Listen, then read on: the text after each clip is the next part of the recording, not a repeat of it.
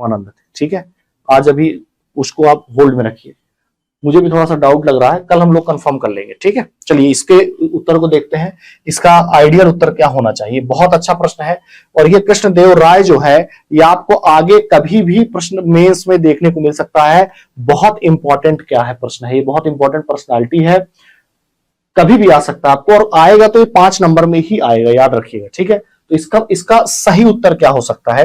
स्वाभाविक सी बात है, इसमें आपको इंट्रो भी लिखना होगा। एक लाइन का इंट्रो, जब ऐसे प्रश्न आते हैं तो कोशिश करिए कि एक लाइन का क्या करिए, इंट्रो दे दीजिए। अगर आप बॉडी में पूछे मुझसे कि भाई पूछा गया है तो क्या लिखना है, एक लाइन का आप इंट्रो दे दीजिए। अगर बॉडी में पूछे आप कि क्या जो पूछा गया है उसमें क्या लिखा जा सकता है, तो मुझे ऐसा लगता है कि पहला पॉइंट तो आपको एक एक लाइन की बातें आपको क्या करना है, लिखना है। तो सबसे पहले तो आपको यह लिखना चाहिए कि इसके बारे से उपाधियां इसने क्या धारण की, क्या उपाधियां इसने क्या धारण की।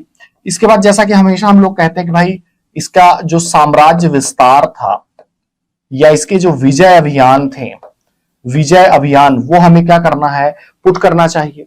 इसके बाद हमें स्वाभाविक सी बात है इसमें साहित्य व कला का संरक्षण, साहित्य कला का संरक्षण इसके शासनकाल में कैसा रहा या उससे संबंधित जो पक्ष है वो हमें लिखना चाहिए एक पॉइंट में। इसके बाद हमें निर्माण कार्य, अगर इसने कुछ निर्माण कार्य किया है तो निर्माण कार्य भी हम लोग एक लाइन में क्या करें, दे दें। और अन्य कार्य, अन्य कार्य, और एक लाइन का हमें क्या करना है, निष्कर्ष क्या है, लिख देना है।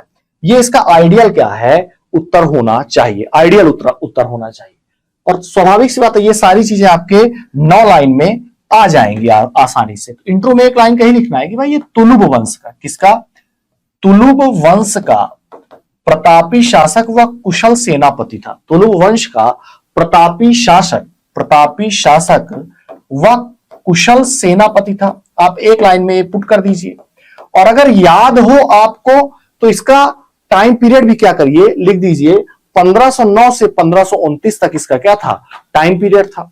तो कोशिश करिए आप इसका टाइम पीरियड भी एक ब्रैकेट बना के जरूर लिख दें, और ये सारा एक लाइन में आपके हो जाएगा, आ जाएगा। ठीक है, ये चीज आपको ध्यान रखना है। उपाधियां, आंध्र भोज आपने पढ़ा होगा, इसी की उपाधि है। अभिनव भोज, ये सारी उपाधियां क्या किया था उसने, लिया था उसने। तो उपाधियां भी आपको क्या करना है, लिख देना है।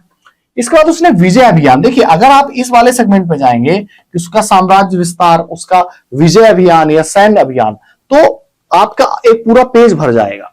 लेकिन चूंकि हमें गुंजाइश सिर्फ एक लाइन की है, सिर्फ हम लोग एक लाइन में ही लिख सकते हैं, तो जहां जहां इसने अपने सैन्य अभियान किए या जहां जहां इसने अपने विजय अभियान किए वो आप एक लाइन में लिख दीजिए। जैसे इसने बीजापुर को हराया, उड़ीसा में इसने विजय प्राप्त की थी, गोलकुंडा के सुल्तान को हराया था, तो आप ओवरऑल लिख दीजिए कि बहमनी, बीजापुर, गोलकुंडा और उड़ीसा के सुल्तानों को पराजित करके या शासकों को पराजित करके साम्राज्य विस्तार किया। एक लाइन में ये पूरा क्या है, आ जाएगा। क्लियर। अब बात आते हैं साहित्य और कला का संरक्षण। साहित्य और कला का संरक्षण स्वाभाविक सी बात है, इसका जो समय था वो तेलुगु साहित्य का क्लासिक युग कहा जाता था। इसको थोड़ा सा ज्यादा आप लिख सकते हैं, 2 पॉइंट बना दीजिएगा कॉमा लगा लगा के। तो साहित्य कला के संरक्षण में तेलुगु साहित्य का क्लासिक युग, पहले आपका कॉमा लगा दीजिएगा। इसके बाद अष्ट दिग्गज को संरक्षण, तेलुगु विद्वान अष्ट दिग्गज को संरक्षण या इसी के शाही दरबार में रहते थे, ये पॉइंट आप लिख सकते हैं।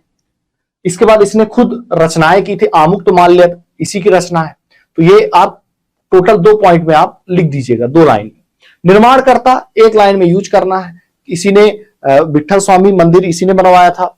नागालपुरम जो एक शहर था उसने इसी ने बनाया था, उसी की रचना, नगर की रचना की थी नागालपुरम की।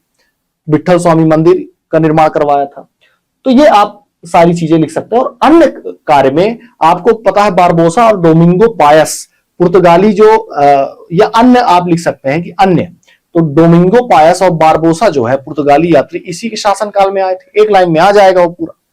और अंत में निष्कर्ष एक लाइन में लिखना है आपको कि बाबर ने अपनी आत्मकथा में इसकी बड़ी तारीफ की है, सबसे शक्तिशाली शासक कहा है मध्यकालीन भारत का, या पूरे आप कह सकते हैं कि भारत का।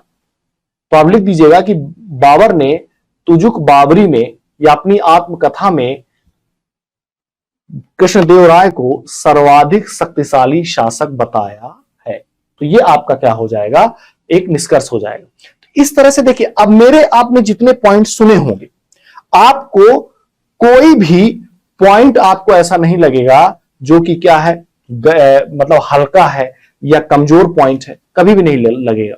आपको सारे पॉइंट जो लगेंगे सारे वैलिड और सारे स्ट्रांग पॉइंट लगेंगे, कहीं पे भी ऐसा नहीं लगेगा। क्योंकि हमने आपसे बताया कि 3 नंबर और 5 नंबर में कोशिश करिए कि बिल्कुल कंक्रीट पॉइंट ही क्या करिए, आप यूज करिए, ठीक है।